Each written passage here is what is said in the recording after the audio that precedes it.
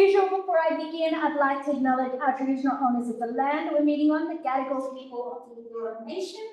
And I'd like to acknowledge the traditional owners of the land that our Zoom attendees are on across Australia. And I'd like to pay my respects to the elders both past, present, and emerging. I'll also advise that the session today will be recorded and available on our YouTube channel if you'd like to rewatch the presentation at a later date. So today our speaker is Associate Professor Tyler Harlan of Urban Environmental Studies at Loyola Marymount University, and he's currently an honorary fellow of the Melbourne University Centre for Contemporary Chinese Studies until August 2024. So please welcome Tyler, who will be talking about his recent research on emerging powersheds in Asia Pacific. Thanks, Emma, and thanks, Bob, for organizing, and thanks everybody for coming during the lunch hour. So over to you. So I'm at Loyola Marymount University in LA most of the time, but this academic year, I'm at Melbourne. So I came from Melbourne this morning, which is a lot easier than coming from LA. I did come from LA last week though, so you know. This project that I want to talk about is a bit new, but it's also drawing on some kind of recent research that I've been working on, and then building on some preliminary research that I was able to do in October and November last year. Real quick, am I muted? I'm going to push this. So the room is speaking. Okay. Oh, I see. The room is picking it up. Okay, great. And this is part of a broader research agenda that I'm working on called the New Power Geographies of Transition, tracing flows of actual material power, i.e. electricity and fuels, alongside political and economic power that shape the geography and distribution of costs and benefits of transition. Issues I know a lot of us are interested in. So I'm going to take just about maybe 35-ish minutes and then leave plenty of time for questions before the 2 o'clock. So let me start with a kind of tale of 2 Asian cities. So in 2020, this is Shanghai. So in 2020, China announced its dual carbon or Shuangtan policy. That means peaking emissions by 2030 and going net zero by 2060. This is for a country that's still based largely on coal. Coal is about 75% of power generation. This is a pretty highly ambitious target, and one that's going to not only be met at the central level, but also province by province, city by city. Some cities in China, generally the richer ones that are on the East Coast, like Shanghai, have made more headway towards this target than others already. Shanghai is leading the way. According to a recent piece in Xinhua, a Chinese news agency, it's got 30% coal in its energy mix compared to 75% in China. But it needs far more than this. It needs thousands and thousands of gigawatts to meet its electricity, low carbon electricity goals, and to meet the goals of the Shuangtan policy. So the other is Singapore. Singapore has also announced an ambitious target to be net zero by 2050, so 10 years ahead of China, with carbon peaking to come sometime in the next few years. This is particularly aggressive in Singapore, given that its electricity is over 95% sourced from natural gas. Singapore is a small island compared to China. We're talking about orders of magnitude. It's here in energy and supply.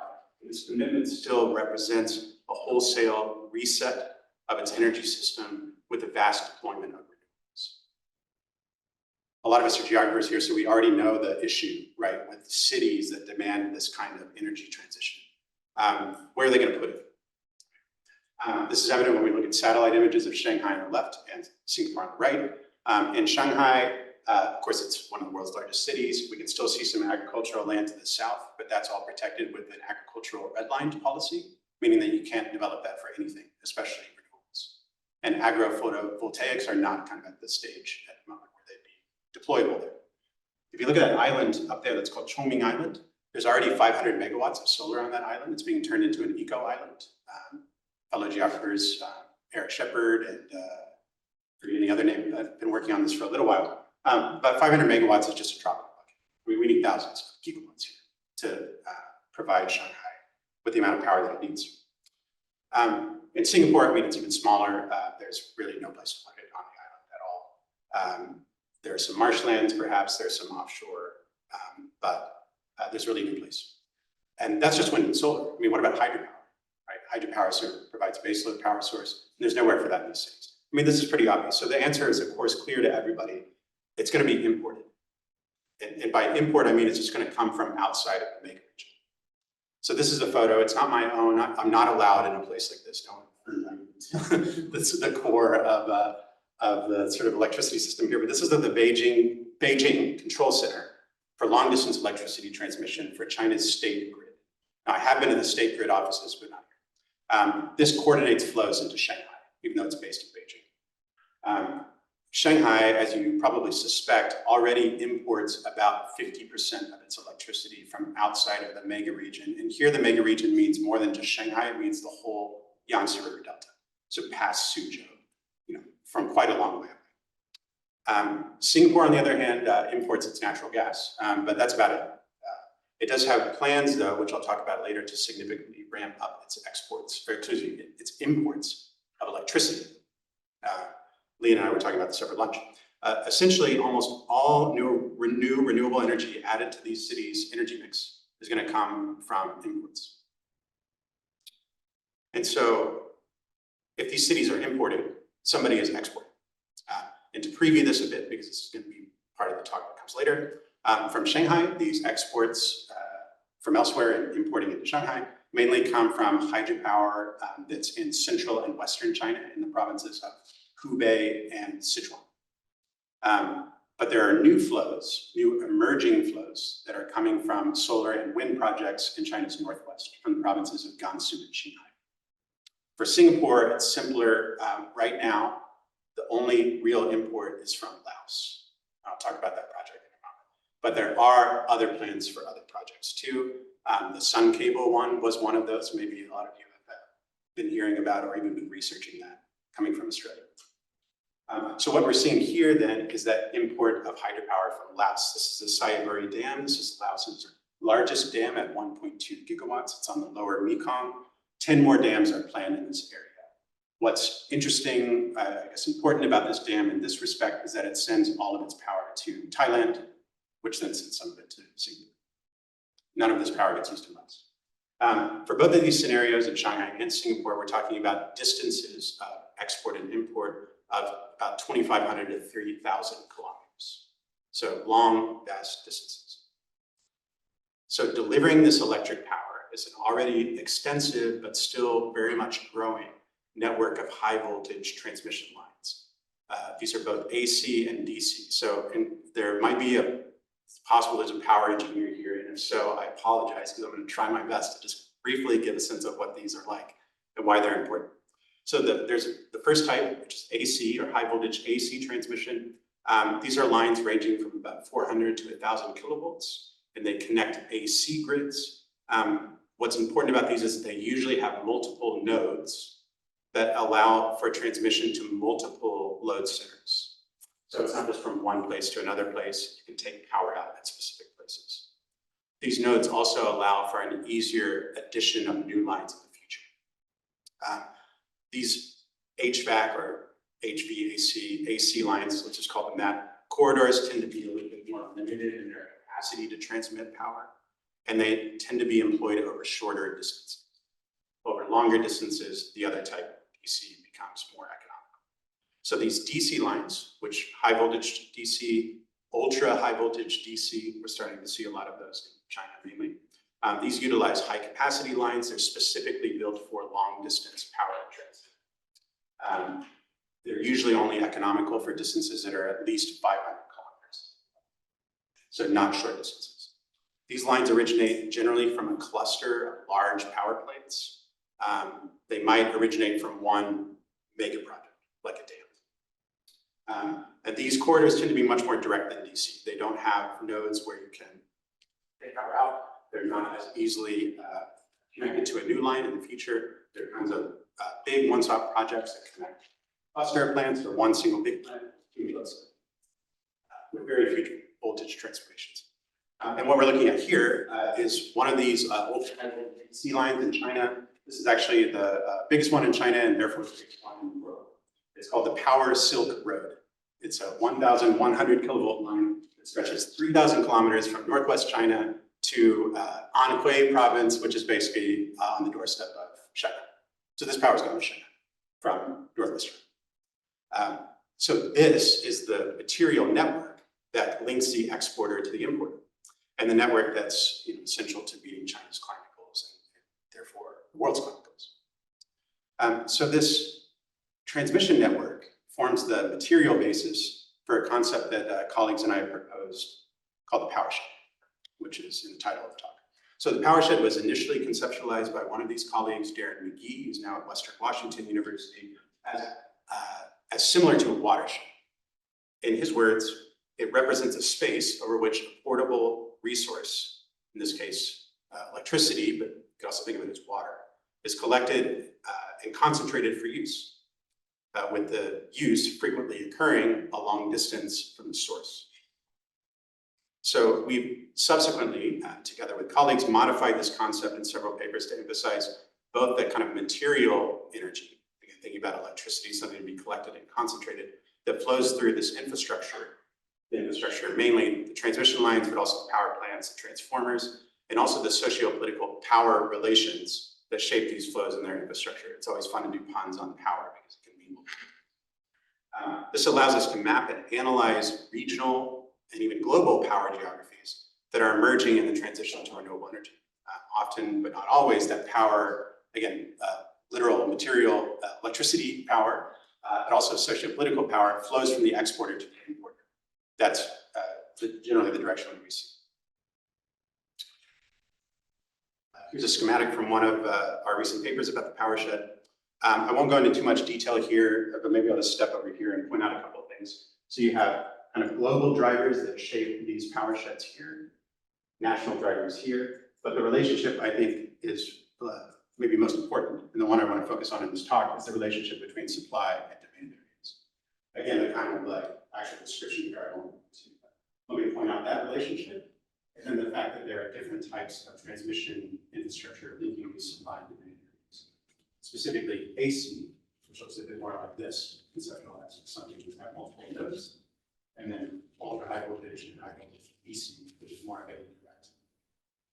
And so we can say supply and demand areas, we can also just say exporter and importer, which is the words I'm going to use. So the concept of the powershed also speaks directly to the now quite large literature that many of us are familiar with and writing in on geographies of energy transition, and especially uneven transition. Transitions, geographers have long pointed out, have a networked character, including but not limited to electricity transmission. For Gavin Bridge and colleagues, these networks are characterized by geographies of connection, but also dependency and control, thinking about power. With some places exercising power over others with and through energy transition and the infrastructure associated with it. Geographers have also pointed out that control tends to emanate from the core, or in the words they used just a moment ago, from the importer. This might mean, central sort of government, but also large and dynamic urban areas that have a high power demand, basically regions that consume power, the consuming areas. Golubchikov and O'Sullivan call these places energy peripheries. These places, by that I mean the exporting regions, the ones with the power plants. These have, according to them, weak political and economic power and a lack of investment. And building on this, in a recent paper, I suggested we think of these regions, these energy peripheries, too, as low carbon frontiers. And they're kind of being remade through investment, through green energy investments. And I argued in that paper that they have a kind of precarious and dependent and volatile relationship to consuming regions. And I'm happy to talk about this a bit more in Q&A. The consuming regions are where these low carbon frontiers export their power to. And then finally, given the centrality of China in developing long distance transmission infrastructure, we situate the powershed concept in debates about how China is both driving and acting sometimes as a barrier to global energy transition. Okay, so for the rest of the talk, about 20-ish minutes, I want to explore three aspects of these Asia-Pacific powersheds using the powershed concept. Starting with China, moving on to broader, really Southeast Asia, but also a bit of South Asia. And then talking about China's role in Asia's powersheds. So first with China's powersheds. So just a bit of background, China, again, still relies pretty heavily on coal. It has throughout modern history. It's blessed with a lot of coal deposits, and there's a lot of benefits when you think about a power system to having coal as a baseload power source. It's simple, it's stable, it's easily ramped up. But also, as geographers, it's able to be located near load centers.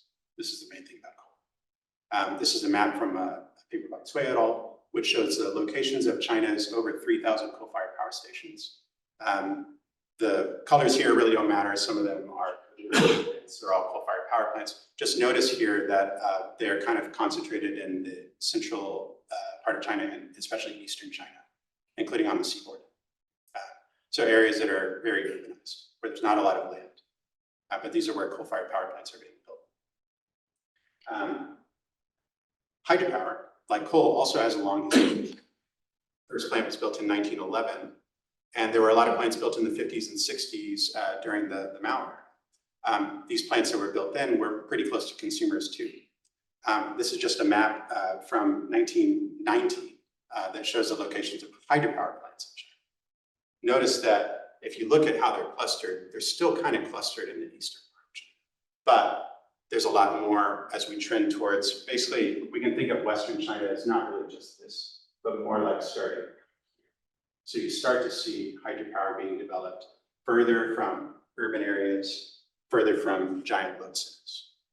But this is from a while ago.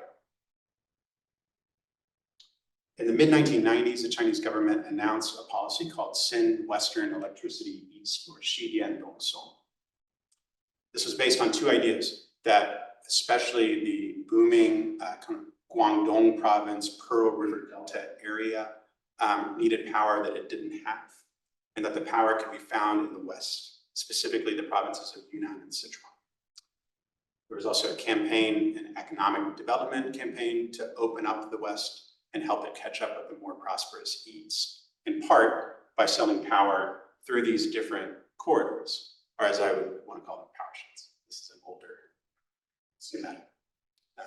So this resulted in a huge hydropower boom beginning in the late 1990s and continuing today.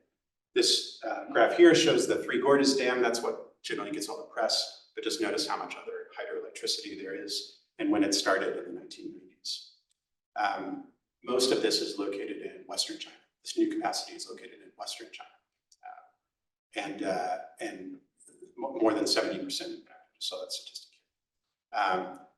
Yunnan and Sichuan provinces, where most of this capacity is located, is now the world's largest hydropower producing region. It doesn't use very much hydroelectricity itself. I've analyzed this with colleagues. There have been aluminum smelters that have moved to Yunnan to use some of this hydroelectricity, but it still exports the vast majority to urban centers, to mid regions.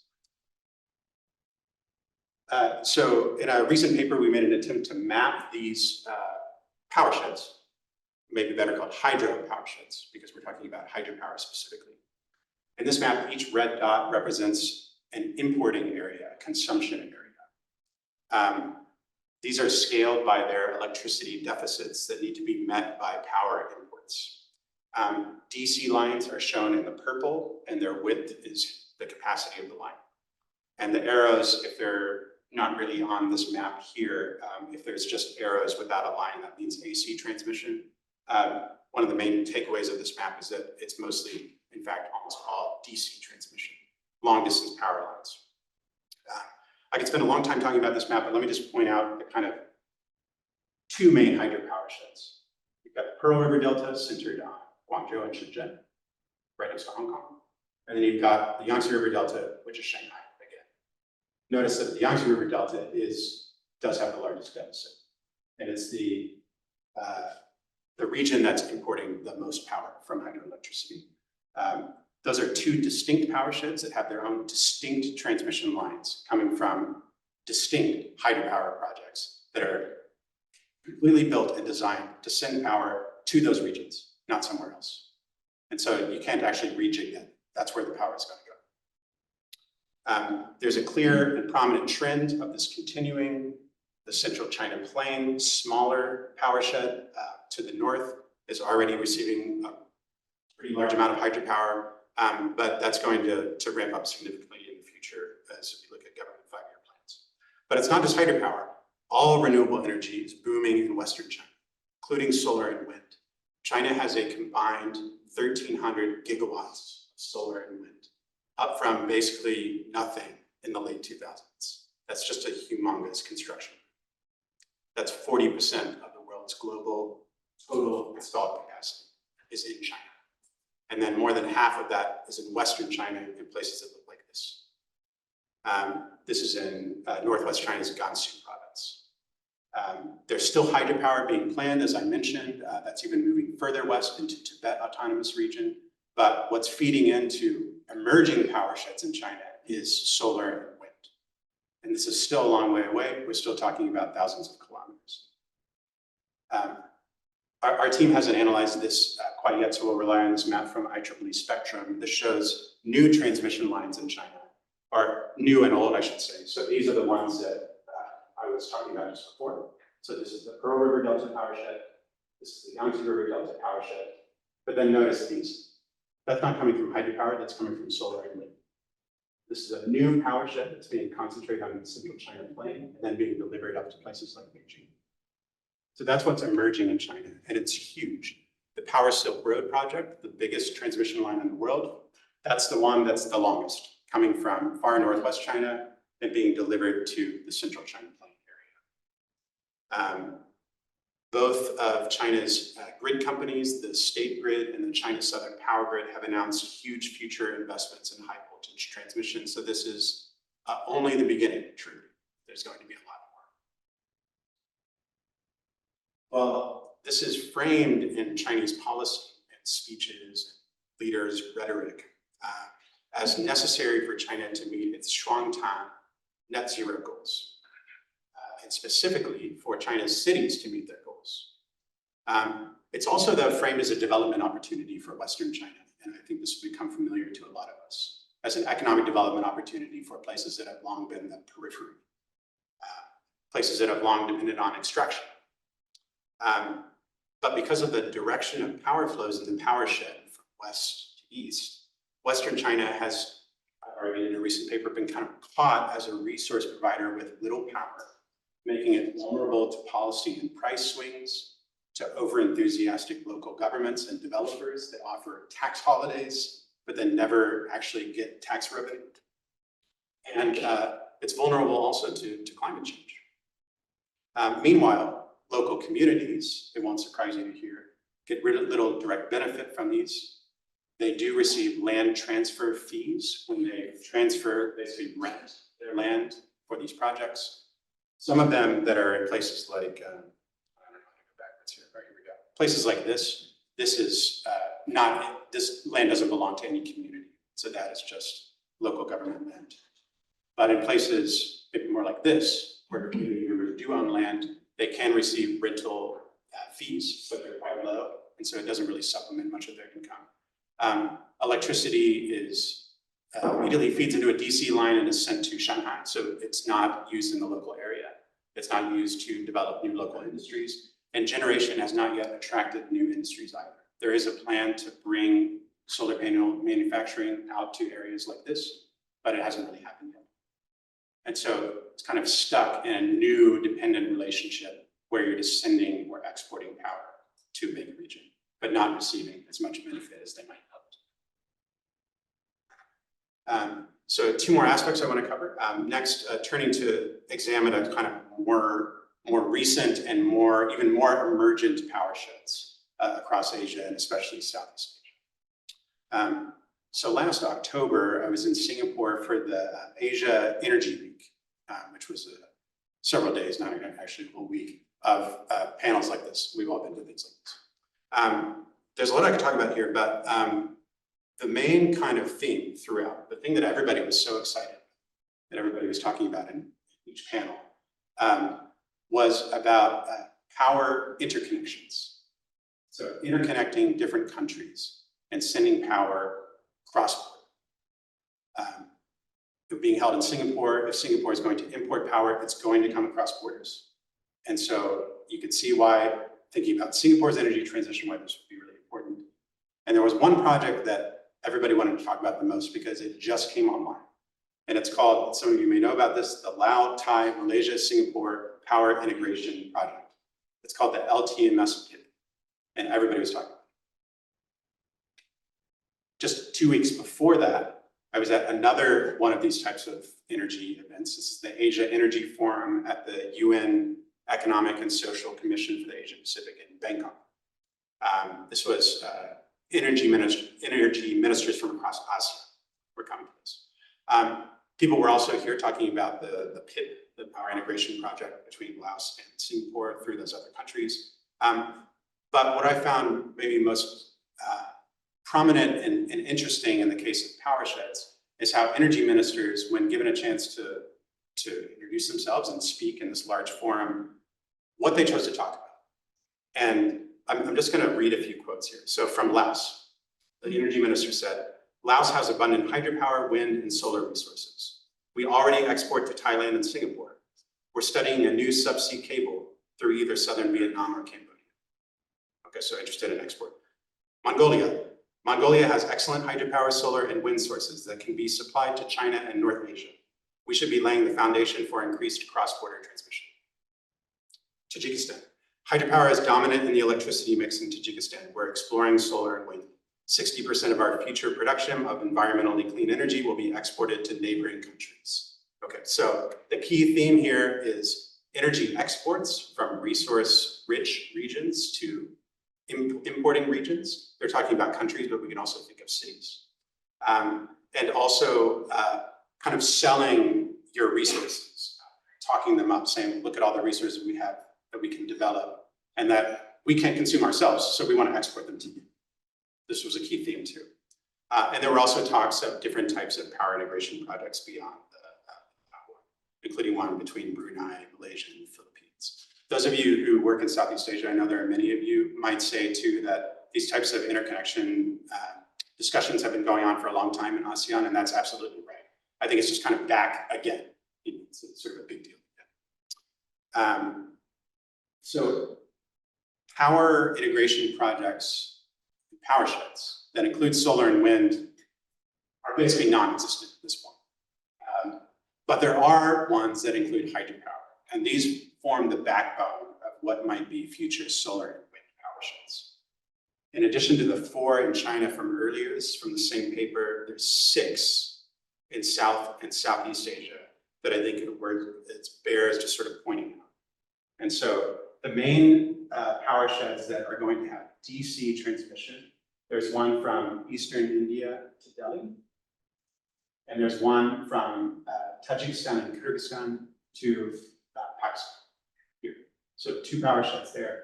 All the others, including one that I know many of us are familiar with, and I've just been talking about, Laos, Thailand, and then Laos all the way to Singapore, is part of this Gulf of Thailand power shed here.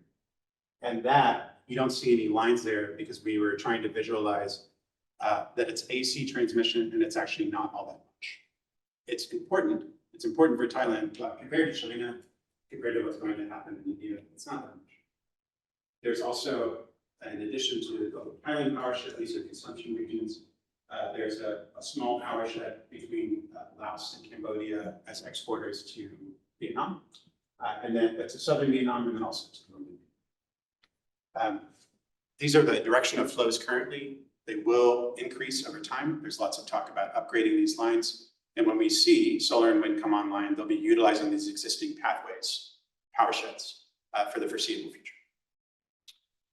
I'm just going to go ahead and skip this table here. Just noting, maybe one thing that I'll note is that when you look at power deficits, those are those large red circles, that all the ones at the top are in China, right? And they're just so much larger than everywhere else. So once again, China is just so much bigger in scale than everything else.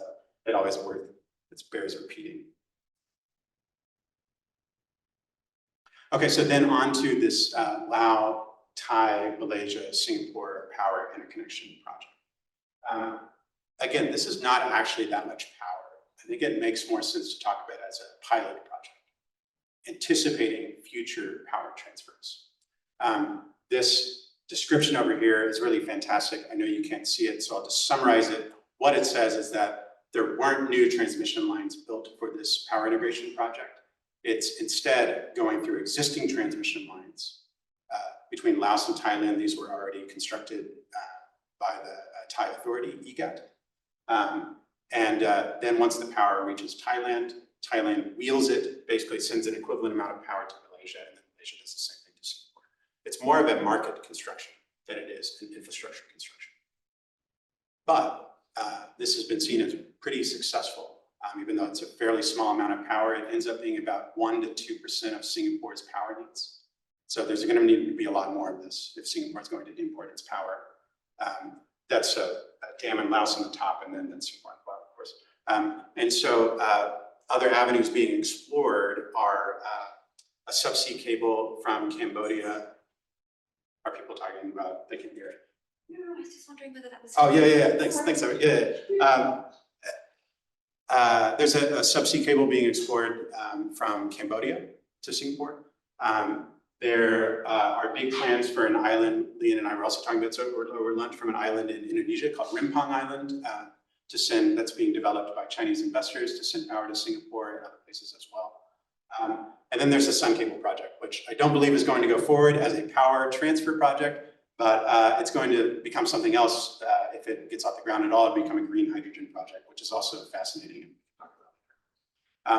All I want to point out about this is that this is kind of the tip of the iceberg. Whether these other projects go online depends on a lot of different factors, and it in part may depend on China's involvement. And so I'm just going to check the timer. Okay, I'm going to spend about 10 more minutes on this.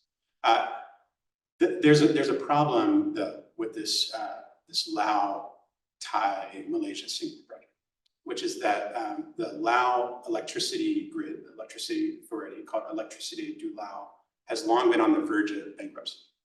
And this has been very well analyzed by actually your colleagues here at Sydney. Phil Hirsch has done some work on this. And so I really relied on his work in thinking through what this means. But the main, summarize the issue here, EDL, the Lao Electricity Authority, has kind of been locked into long-term contracts with the Thai Electricity Authority to which it transmits power. It transmits power from specific hydropower plants. Again, remember, this type of transmission is from a cluster or a specific one to someplace else. And it's locked into contracts in which it is paid a fairly low amount for its power. There's not really a great way out of this. I've been talking to representatives from EDL about what their plans are, and it's basically build more hydropower plants and try to get into better contracts. I point this out because it's long been clear in other geography scholarship that Laos is not benefiting from this at all. And that if this kind of trend continues as an export to Singapore or even further afield, if the trend continues in the same way, Laos will continue to not see the same types of benefits. And so what's happened recently, and by recently I mean in the last 3.5 years, is that to save EDL from bankruptcy, the China Southern Power Grid came in and purchased a 90% stake in its transmission assets. So if you go to Vientiane and you go to the EDL offices, the EDL sign has been taken down. Instead, it says China Southern Power Grid. And if you go inside and you try to speak to representatives of the EDL, which I did, they're all Chinese. So this has been a kind of wholesale reset of the transmission infrastructure of EDL during this purchase. Now, interestingly, when you speak to employees of the China Southern Power Grid, they don't see this, of course, as nefarious or sort of a takeover, any kind of geopolitical rationale for this. No, they see it as actually being forced by the Chinese government to go to Laos and take on a money-losing project in order to assist Laos in a kind of economic development manner to improve its electricity. And so they see this as an aid project. But I think the main thing to take away from this is that Chinese grid companies, and because they're state-owned, the Chinese government is becoming more involved in Southeast Asia's grid infrastructure.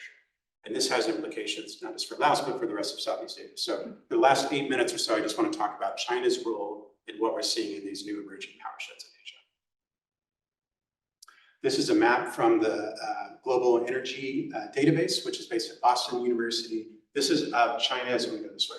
This is of China's energy investments across the world, not grid, but energy investments.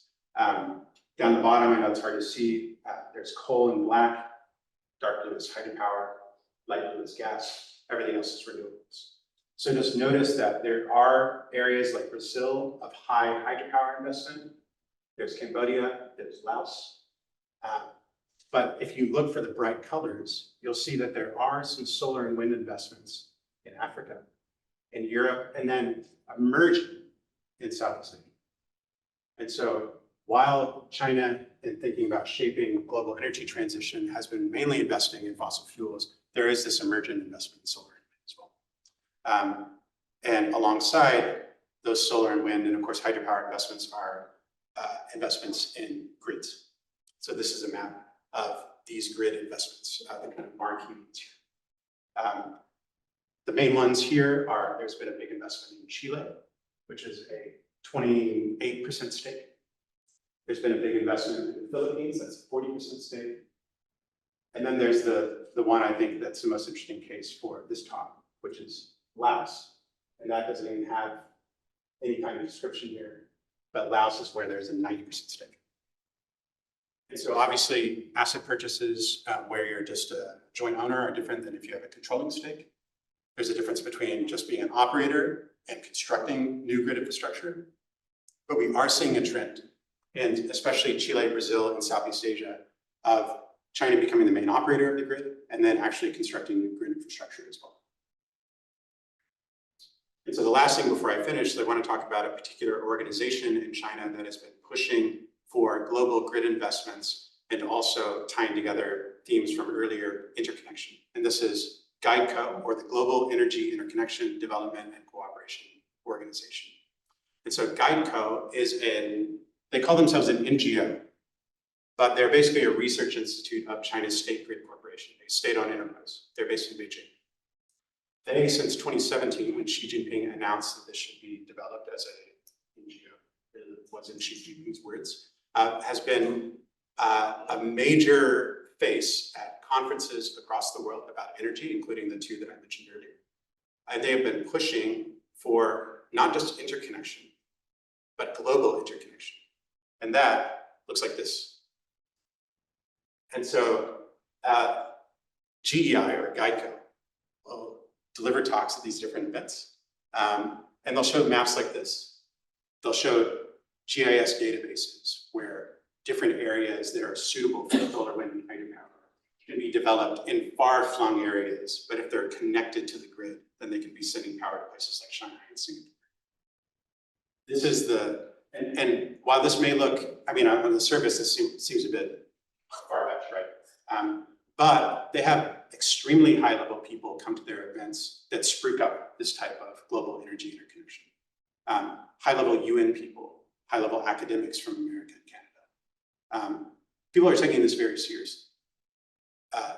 Now, this is probably a pipe dream.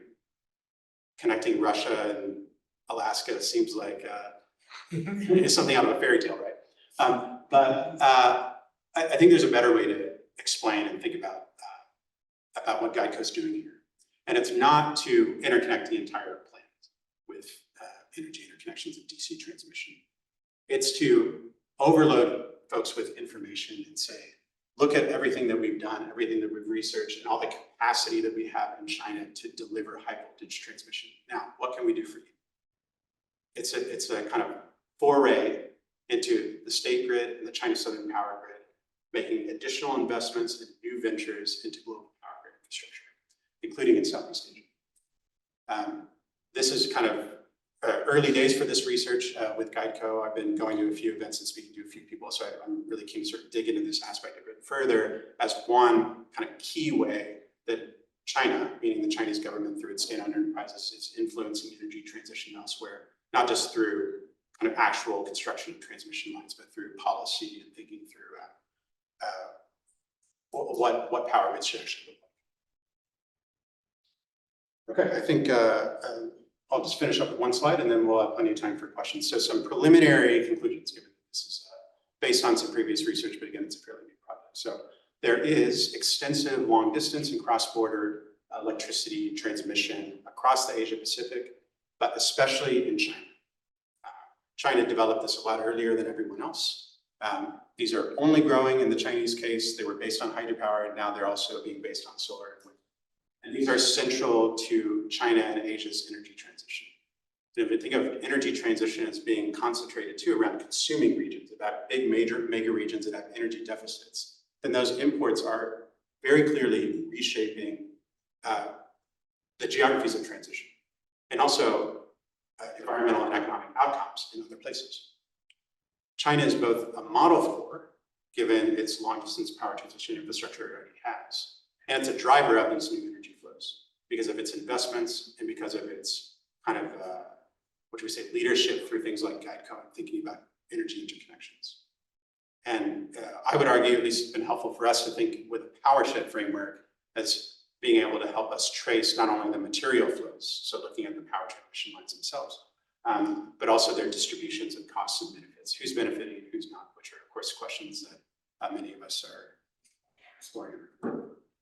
So I'll end it there, and we can do Q&A. Thanks.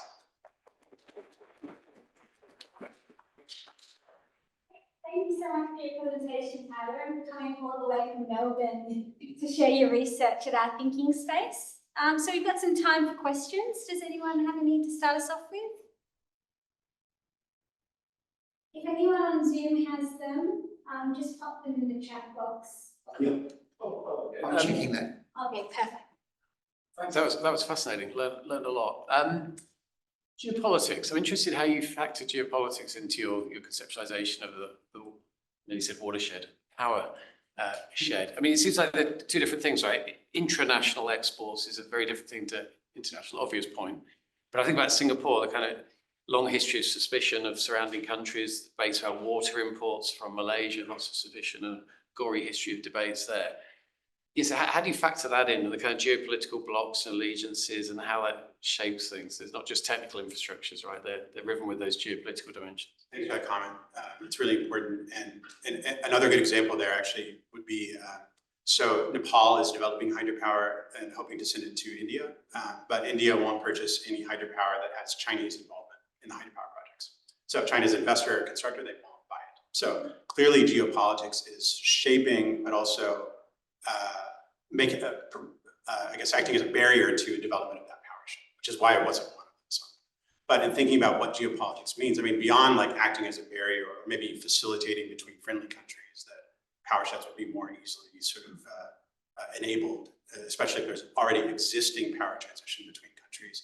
I mean, the fact, I talked about the Lao-Thai Singapore one is pretty small, but it's still important because it shows that, as you say, Singapore's always sort of been a bit wary of other countries, and then depending on another country to produce power. What if there's a massive drought and they're dependent on Laos, just as this happened in Thailand? Well, now it's Singapore's problem too. And then Singapore-Indonesia relations. So what does that mean if Singapore starts depending on this island to produce power? And then China, I mean, China is a bit of a black box for a lot of ASEAN countries, and thinking about what China is going to mean for their energy transition and their grids specifically. And to give an example of that, when we were in these kinds of events at the 2 Energy Forum last year, China rarely came up as a possible financier, investor, constructor part of this. I actually just asked this question outright because I was really curious in a smaller group and said, well, what's the China factor here? Just China has a lot of capital, state grid really wants to invest, and there wasn't a lot of interest. I mean, there's a lot of wariness of China.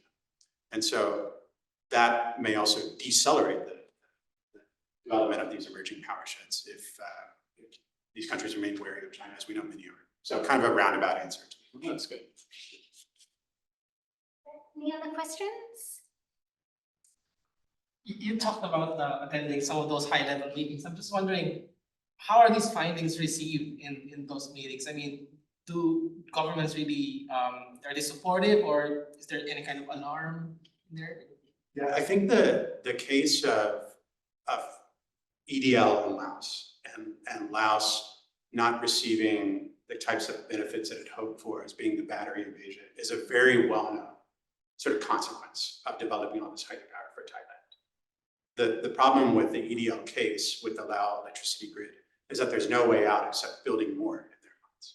And so, no one wants to be the next Laos in that regard. However, other countries do see exporting power as a pathway for economic development.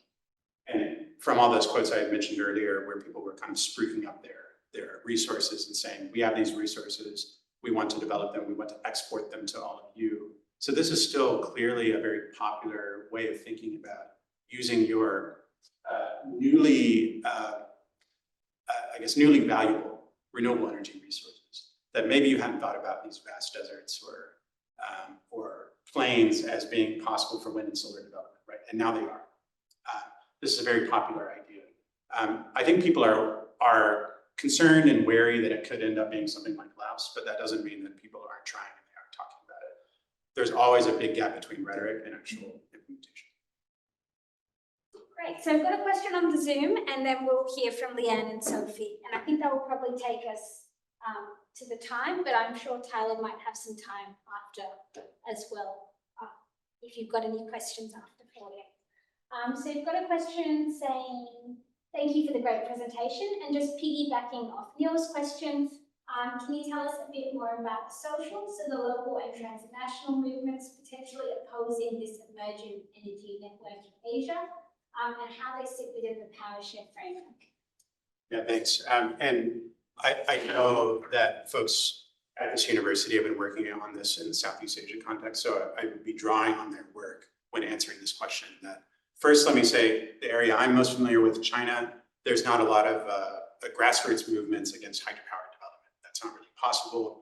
There was some international civil society protest towards the development of the upper Salween, known as the New River in China, during the 2000s, and that actually halted dam construction on that river. I was just talking to someone yesterday about the Salween River. It still doesn't have any hydropower on its main stem, either in Myanmar or in China. So there has been a history of that, but currently there's no opposition to it. That's not possible in China. Of course, in Southeast Asia, it's a different story. There's been a long-term opposition in Myanmar to hydropower development, whether it has Chinese involvement or not. On the Mekong River, there's a lot of opposition from downstream countries to development of hydropower on the main stem of the Mekong. And then, once again, this sort of wariness or concern about China plays out in development of hydropower in general between the Mekong countries and China, as they see China as developing hydropower with no thought for what happens downstream, because the Mekong River starts in China. I realize I've just talked about hydropower, but that is, again, the kind of backbone energy source for the power sheds that we're seeing develop at the moment. I don't see any opposition specifically about long-distance power transfers, but that is intimately connected to the development of new energy sources. And so if there's opposition to new hydropower, especially since solar and wind are in their infancy in Southeast Asia still, then that means there's opposition to exporting it elsewhere, the power shed. Great, Leanne? Yeah, my question was actually very similar to the one that was, sorry, I didn't catch you ask the online question, but it was very similar to their question. And I was, interested in that idea of what are the conflicts and contestations in the producing regions. And also noting, this concept of energy peripheries. Really, it's just interesting concept because it's renewable energy is now becoming this extractive industry, which we've joked about a little bit before in terms of being able to extract the wind from the earth and that kind of thing. But this is kind of like the social, political, economic relation of extraction. So I was interested in those conflicts, but you've already answered it. So. Well, just to add to that, I'm glad you said that. I've also been really interested in thinking about it as extraction. Of course, it's different too, right? Because you're not extracting some actual material out of the ground. The environmental effects are obviously a lot different. But I think we could say that oftentimes renewables in these large-scale export-oriented projects operate like an extractive industry in their political economy. And then the regional economic consequence is very similar too, in that these places still don't have a pathway to more economic diversification by relying on simply sending solar and wind and hydropower elsewhere. And I think that's evidenced by what we've seen in China.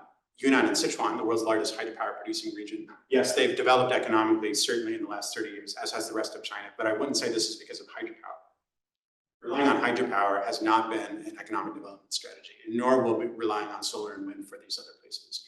The reason this is so attractive for local governments in everywhere, but especially in the Chinese case, which I know the most about, is because they get a big payment with selling land. So it's the land sales, and that's a once-off. So after that, the kind of actual tax revenue that comes from generating and selling and exporting power elsewhere is not very high. And it's also really volatile because the price can change a lot. And then you're still in this dependent relationship. So I'll stop there. Sophie? So I don't know very much about energy in China beyond what you tell me whenever we catch up. But in other places, there's been the use of new kinds of economic tools to facilitate those economic development benefits. So like the IRA, that's about both changing decarbonizing electricity, but it's also about economic development in Rust Belt states, or the way that RESs are set up in Australia is both about decarbonizing the electricity grid as well as decentralizing economic development out of the cities, or the Green Deal in the EU is the same. So I'm wondering, like whether that framework is that relevant in this case, or is it potential to change some of the kind of exporting, importing relations of these power sheds? Yeah, thanks. I've been thinking a bit about the Inflation Reduction Act recently in another paper, and that it's specifically targeting energy communities. Basically, that it's got a kind of wide-ranging definition, but maybe we can just think of them as like extractive communities, like former coal regions or whatever, by offering sort of pretty significant subsidies to locate renewable projects in those regions. And I think in Australia, there's like the big renewable project, offshore wind in Gippsland, right? Like there are a lot of examples like this where there's been a lot of government involvement, if not actual subsidies, directed towards regions to help them transition from an extractive legacy to a renewable future, and to actually retain some of those benefits. The problem in the American context is that those tax benefits are sort of state by state, and they're often based on an extractive model, and so those need to be changed state by state. But in the context of the Asia Pacific, in the Chinese context, there is no, like, central government revenues are, you can obtain revenue by charging tax on energy generation, but everything is set by the central government. And so all you can do is like play within central government policies. And the argument that I made in a paper about the renewable energy boom in Western China is that without sustained central government supports, whether that's financial or otherwise, for long-term renewable energy-based economic development in these regions, they're going to continue to kind of be locked in this extractive model because there's not a way to generate enough revenue from these projects to attract other industries. And in many cases, these are pretty far out places. And I would say that same comment would apply elsewhere. And it would apply in the American context too. But I think in the American context, that IRA is a good step towards providing other supports for these places and thinking about not just turning them into renewable energy exporters, but